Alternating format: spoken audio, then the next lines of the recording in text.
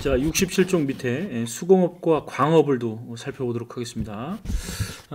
조선 시대의 이제 수공업은 조선 전기에는 이제 관영 수공업이 성행을 했었고, 그다음에 이제 이 조선 후기에는 이제 민영 수공업이 발달하는데, 관영 수공업은 이제 국가가 필요로 하는 어떤 수공업 제품을 수공업자들을 이제 불러다가 역을 동원해서 만들어서 바치게 하는 수공업 형태죠. 그러다가 이제 16세기 이후에 이제 이 민영 수공업이 발달합니다. 민영 수공업이라고 하는 것은 이 수공업자들이 이제 스스로 이제 물건을 만들어서 이렇게 이제 상인들한테 넘겼던, 그래서 이제 이 개인이 이윤 추구를 목적으로 수공업 제품을 만드는 것을 이제 민영 수공업, 민간에서 운영한다 이런 얘기죠. 그런데 이제 처음에 조선 후기 초기에 이제 민영 수공업자들은 상당히 이제 이 자본이 좀 딸리죠. 그래서 이제 당시에 이제 이 막대한 자본을 가지고 있는 이 물주들, 상인 물주라고 부릅니다. 이 상인 물주들한테 이제 자본과 원료를 미리 받아다가 물건을 생산해서 이제 납품하는 이러한 이제 수공업 형태를 우리가 이제 선대제 수공업이라고 부르죠. 이제 조선 후기에 나타난 수공업의 형태입니다. 처음에는 돈이 없으니까 상인 물주에게 자본과 원료를 미리 받아다가 원하는 대로 이제 이 물건을 만들어서 바치는, 납품하는 선대제 수공업이 유행하다가 이 수공업자들이 이제 돈을 많이 벌면 스스로 이제 자본과 또 원료를 또 구입을 하고, 그리고 이제 이 노동력을 또 동원을 해서 스스로 이제 물건을 만들어서 심지어 직접 팔기까지 하는 이제 독립 수공업 형태로 이제 일부는 넘어가게 됩니다. 이 민영 수공업이 이제 발달하면서 그 수공업 제품의 주요 원료인 광물의 수요도 이제 점차 커지게 되는 거죠. 광물의 수요가 이제 커지게 되는데, 이 화폐 유통이 이제 조선 후기에 활발해지면서 구리의 수요도 증가하고, 또 청나라와 무역이 이제 활발해지면서 금, 은 이런 이제 수요가 증가하면서 광산 개발이 이제 활기를 띱니다. 이 조선 전기에도 원래 광산책으로는 국가가 독점했는데 16세기 이후에는 이제 이 부역제도, 역제도가 이제 해이해지면서 국가가 이 수공업 그 광산업자한테 이 허가를 하고, 그 광산업자는 국가로부터 이제 이 허가를 받고 광산을 개발하고 이제 세금을 바치는 그러한 이제 이 설점 수세제가 이제 있었고, 그리고 이제 이 광산 개발을 하게 되면 굉장한 이익을 얻기 때문에 세금을 내지 않고 이 몰래 광산을 개발하는 이제 잠체도 성행을 했었다. 이 잠체라고 하는 말에서 우리가 이제 조선 후기 그만큼 광산 개발이 활기를 띠고 수공업이 발달했다, 이렇게 이제 우리가 알 수가 있는 거죠. 그 중에서 우리가 이제 이 광산을 전문적으로 경영하는 그러한 이제 이 광산 전문 경영인이 이제 이 조선 후기에 출연하게 되는데, 그 광산 전문 경영인을 우리는 덕대라고 부르죠. 덕대. 네모를 좀 치겠습니다. 그래서 이제 이 덕대는 상인 물주로부터 자본을 조달받아서 이 광산 노동자들을 이제 고용을 해갖고 분업의 토대를 둔 협업으로 광산을 이제 전문적으로 개발했다. 그래서 이 분업의 토대를 둔 협업이라고 하는 것이 뭐냐면 바로 이제 너는 이제 이 광물을 죽어라고 캐기만 해라, 너는 운반 해라 라고 하는 이제 분업의 토대를 둔 협업으로 광산을 전문적으로 경영했던 전문 광산 경영인을 뭐라고 부른다? 덕대라고 부른다. 바로 오늘날의 CEO와 같은 이제 이 의미죠. 바로 이제 Chief Executive Officer라고 하는 그 전문 경영인과 비슷한 모습이 이제 조선 후기 덕대라는 이름으로 나타났다. 교과서 68쪽 공인과 사상, 또 장시에 대해서 우리가 살펴보도록 하겠습니다. 공인은 이제 이 앞에서 대동법 실시 이후에 등장한 어용상인을 우리가 이제 공인이라고 하죠. 그래서 이제 이 공인도 이 사상에 이제 포함이 됩니다. 그 사상이라고 하는 말은 이게 이제 이 개인적으로 이윤 추구를 목적으로 장사를 하는 상인들을 바로 우리가 사상이라고 하죠. 원래 조선 시대에는 이제 고려의 수도인 개경, 조선 시대는 이제 이 한양에 국가가 설치한 시장이 바로 이제 시전이라고 합니다. 시전, 이름이 같습니다. 그 시전에서 장사를 하는 상인들을 시전상인이라고 부르죠. 그래서 이 시전상인이 정부에서 받은 특권이 바로 금난전권입니다. 금난전권. 난전이라고 하는 것은 어지럽게 장사를 한다, 어지럽게 가게를 연다 이런 뜻인데, 그 어지럽게 가게를 여는 것을 금지하는 권리죠. 무슨 얘기냐면은 이 시전상인들은 자기가 파는 물품에 대해서 독점 판매권을 이제 갖고 있다는 얘기입니다. 그래서 그 특정 물품에 대한 독점 판매권을 이제 금난전권이라고 하고, 그 대신 이제 이런 특권을 받은 대가로 그 특정 물품을 이제 국가에 납품을 이제 해야 되는 의무가 있었던 거죠. 그런데 이제 조선 후기가 되면 바로 이제 정조 때가 되겠습니다. 우리 그 앞에서 공부를 했었어요. 필기도 했었고, 자, 신의 통공이라 그래서 자유로운 상업 활동을 보장하기 위해서 시전 상인들의 금난전권을 폐지하죠. 시전 상인들의 금난전권을 폐지합니다. 물론 이제 유기전이라고 하는 6가지 물건을 파는 가게를 제외한 시전 상인들의 금난전권을 폐지하면서 그 이전보다는 보다 자유로운 이제 상업 활동이 이제 보장되는 겁니다. 조선 후기에 이제 상인들을 보면, 사상들을 보면 물론 이제 이현, 칠패, 종루 등에서 이제 장사를 했던 상인들도 있지만, 이제 조선 후기의 대표적인 거상들이 있죠.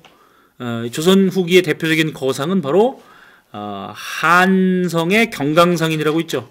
자, 한강을 무대로 해서 미곡, 소금, 어물 등을 이제 이 운송하거나 이제 판매를 했었던, 주로 이제 이 한강을 무대로 운송업에 종사했었던 경강상인. 경강이 바로 이제 서울경자, 강강자. 그래서 한강을 얘기하는 거죠. 그 다음에 인삼을 재배해서 떼돈을 벌었던 개성의 송상. 바로 이제 이 인삼을 재배해서 이제 떼돈을 벌었고, 그러다 이제 이 송상은 이제 지방 체인점도 개설을 하게 되는데, 송상의 지방 체인점을 이제 송방이라고 하죠. 그 다음에 이제 대청무역에 종사했던 의주의 만상. 그 다음에 이제 대일무역, 일본과의 무역에 종사했던 동래의 내상. 그리고 이제 이 동래의 내상과 의주의 만상을 또 중간에서 연결해줬던 개성의 송상. 이들이 바로 이제 대표적인 거상이고, 공인과 함께 자, 독점적 도매상인인 도고로 성장하였다. 독점적 도매상인 도고로 성장하였다. 자, 이 도고라고 하는 것은 독점적 도매상인인데, 바로 이제 이 박지원의 소설 허생전에 그 허생이 바로 도고죠. 허생이 집에서 띵까띵까 놀고 있으니까 마누라가 이제 굉장히 바가지를 긁죠. 그러다 이제 이 집을 나와서 비연 씨에게 그 만냥을 빌려서 이 제사에 필요한 각종 과일을 아주 그냥 싹 사들이죠. 그 얼마 지나지 않아서 이제 그 가격이 올라서 굉장히 올라서 그걸 이제 비싼 값에 이제 되팔죠. 그래서 이제 떼돈을 벌게 되는데, 그러한 이제 독점적 도매상인을 이제 조선 시대에는 도고라 불렀는데, 지금은 사실은 이 독점적 도매상인을 국가가 이제 규제를 하죠. 그러나 이 조선 후기에는 이렇게 자본주의 초기 단계에서 나타나는 이런 모습들이 있었다. 자본주의가 싹을 트고 있었다. 이런 정도로 여러분들이 이해를 하시면 되겠습니다. 자, 밑에 이 장시가 발달하다 넘어가겠습니다. 이 장시라고 하는 것은 조선시대 지방에서 이제 물건을 교역하는 장소를 우리가 장시라고 하는데, 15세기에 이제 전라도 지방에 장시가 처음 생겨서 16세기 이후 이제 장시가 이제 폭발적으로 증가합니다. 그래서 18세기가 되면 전국의 장시가 1000곳에 이를 정도로 이제 장시가 많이 이제 생겼고, 일부 장시는 이제 항상 열리는 이제 상설 시장이 되기도 합니다. 근데 보통 이제 장시는 이제 5일마다 한 번씩 열리게 되는데, 이 장날의 차이를 이용해서 이장저장 왔다리 갔다리 하면서 물건을 파는 보찜 장수와 등찜 장수를 일컫는 말을 뭐라고 부르죠? 바로 보부상이라고 부르죠. 바로 이제 조선시대 장시에서 활약했던 대표적인 상인 이제 보부상, 보부상 이렇게 이제 알아두시면 되겠고, 특히 이제 이 포구라고 하는 곳, 이제 요즘 말로는 항구죠. 배가 드나드는 곳이죠. 이 배가 드나드는 곳이 이제 포구는 조세와 상품을 운반하는 주요 통로로 크게 발전하였죠. 지금은 이제 육로가 발전했고 자동차가 있기 때문에 굉장히 그 육로를 통해서도 이제 이 교역이 이제 활발하게 일어나고 있는데, 조선 시대에는 이제 육로가 발달하지 못했죠. 육로보다는 이제 이 물길이 발달했었죠. 그래서 이 배가 드나드는 곳인 포구는 이제 이 포구이면서 기본적으로 장시이기도 하죠. 그래서 이제 이 포구에서 활동하는 상인들이 있는데, 첫 번째는 이제 경강상인이죠. 아까 그 한양의 경강상인, 바로 이제 한강을 무대로 운송업에 종사했던 경강상인인데, 배를 이용한 상인이기 때문에 우리가 선상이라고도 부르죠. 그래서 포구에서 활동하는 상인, 경강상인 알아두시고, 그 포구에 머물러 있는 상인이 있죠. 포구에 머물러 있는 상인, 바로 객주와 여각입니다. 객주와 여각에다가 네모를 치겠습니다. 이 객주와 여각은 이 경강상인 등과 같은 선상이 그 포구에 배를 이제 가지고 와서 이제 물건을 이제 팔러 오면 그 물건을 보관해주기도 하는 보관업, 또 육지까지 운반해주는 운송업, 그 포구에 온 선상들을 또 재워주기도 하는 숙박업, 돈을 꿔주기도 하는 금융업에 종사를 했었죠. 그래서 객주와 여각은 보관업, 뭐 운송업, 중개매매업, 숙박업, 금융업에 종사했던 포구에 머물러 있는 상인이다. 이렇게 정리를 하시기 바랍니다. 자, 다음으로 69페이지 대외무역과 화폐유통에 대해서 우리가 살펴보겠습니다. 조선 후기에 이제 대외무역은 주로 이제 청나라와 일본과 교역을 하죠. 그래서 이제 이 국가와 국가 간의 공식적인 무역을 우리가 이제 공무역이라고 하는데, 이제 이 개시라고 불러요. 개시무역. 그리고 이제 이 국가의 허락을 받지 않는 사무역을 이제 우리가 후시무역이라고 부르는데, 여기 보면 이제 이 지도에 보면 중간 개시, 후시, 뭐 책문 후시, 이게 이제 청과의 무역이 되겠고, 그 다음에 이제 부산 동래 외관이라고 하는 일본과의 무역을 위해서 만들어진 관청이죠. 여기서 이루어지는 이제 이 외관 개시, 후시, 이런 게 이제 공무역, 사무역이 되겠습니다. 자, 이 청과의 무역에 종사했던 상인, 의주의 만상이죠. 앞에서도 얘기했죠. 만상이라고 좀 적어놓겠습니다. 그 다음에 일본과의 무역에 종사했던 동래의 내상이죠. 밑줄 치고 내상이라고 쓰겠습니다. 그리고 이제 이 만상과 내상을 중간에서 연결해주는 상인을 우리가 송상이라고 부르죠. 송상. 그래서 이제 송상은 주로 이제 인삼을 재배해서 떼돈을 벌었고, 그 다음에 이제 이 송상의 지방 체인점을 뭐라고 부른다? 송방이라고 부르죠. 송방이라고 부르죠.